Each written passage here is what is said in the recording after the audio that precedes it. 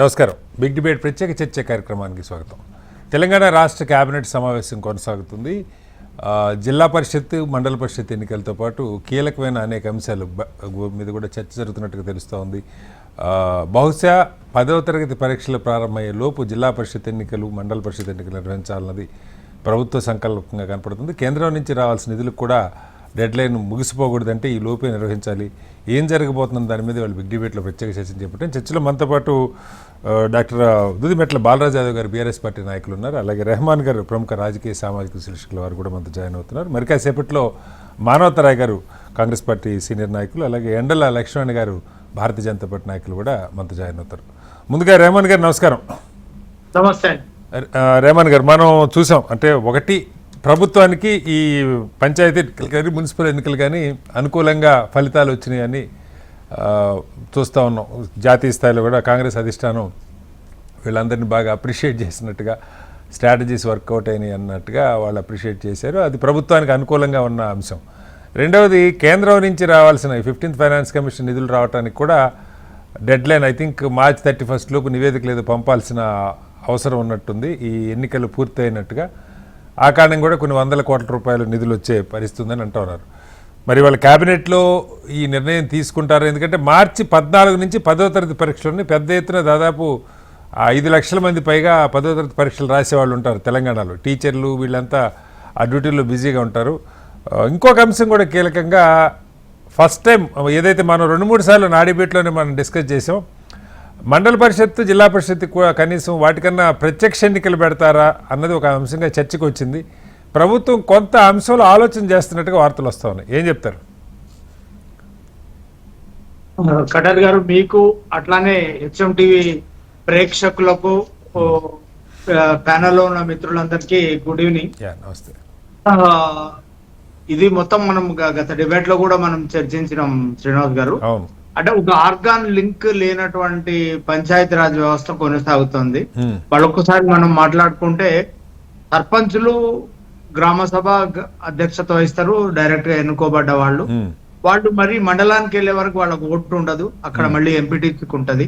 ఎంపీటీసీకి గ్రామంలో నథింగ్, ఆయనకేమి ఎక్కడ చైర్ ఉండదు.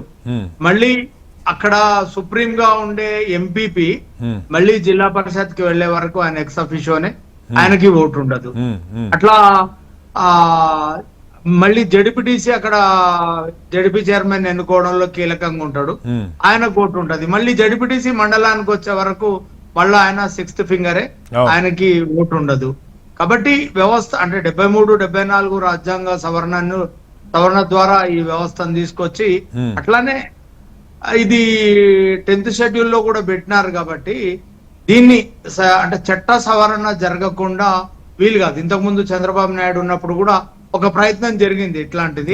ఇది రాజ్యసభలోనే ఆగిపోవడం మనందరికీ గుర్తున్నది. కానీ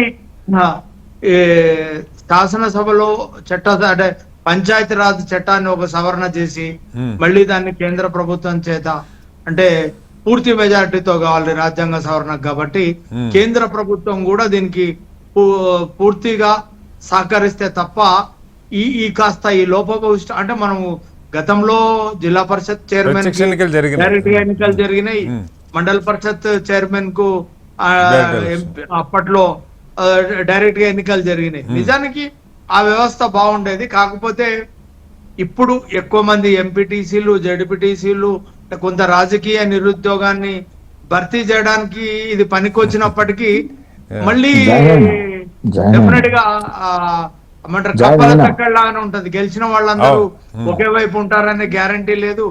వాళ్ళు పార్టీలు మార్చడం, ఎక్స్ ఆఫీషియో ఓట్లు ఎట్లాగూ ఉంటాయి. కాబట్టి మొత్తం అంటే పంచాయతీరాజ్ వ్యవస్థని బలోపేతం చేయడం కంటే ఇది బలహీనం చేయడానికి, ప్రజా అభిప్రాయానికి, ప్రజా తీర్పుకు భిన్నంగానే ఈ వ్యవస్థలన్నీ పనిచేసేటువంటి అవకాశాలు ఉన్నాయి. కాబట్టి నిజానికి ఎంపీపీ కూడా నిజానికి ప్రజల్లో ఉన్నటువంటి వ్యక్తి, ప్రజలతో మమేకమైనటువంటి వ్యక్తులు. మనం మొదటిసారి ఈ ఎంపీపీ ఎన్నికలు జరిగినప్పుడు కానీ లేకపోతే జిల్లా పరిషత్ కూడా అంతే.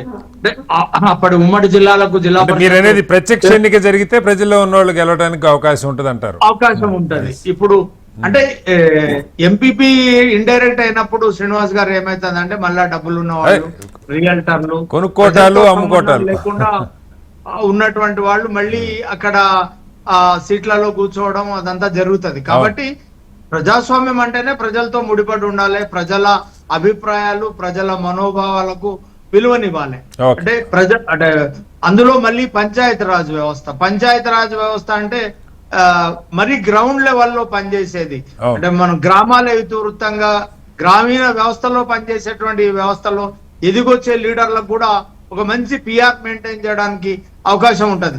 ప్రజలతో ప్రత్యక్ష సంబంధాలు కలిగినటువంటి వ్యక్తులు ఎన్నికైతే డెఫినెట్ గా వాళ్ళ కష్టాలు తెలుస్తుంది, వాళ్ళతో అంటే ఆ గ్రామాలని కానివ్వండి, ఆ మండలాన్ని కానీ, జిల్లా పరిషత్తులు కానీ, అక్కడ ఉన్నటువంటి రోడ్లు, భవనాలు, ప్రజా సంక్షేమం, మిగతా అన్ని అంశాలు అంటే సాగునీటి వనరుల మీద కానివ్వండి, లేకపోతే చెరువుల మీద కానివ్వండి, లోకల్ గా బాగా పబ్లిక్ రిలేషన్ ఉన్నటువంటి వ్యక్తులకు ఉన్నంత అవగాహన డైరెక్ట్ గా ఏదో అధిష్టానాన్ని మెప్పించుకొని వచ్చినటువంటి వ్యక్తులకు ఉండదనేది నా అభిప్రాయం.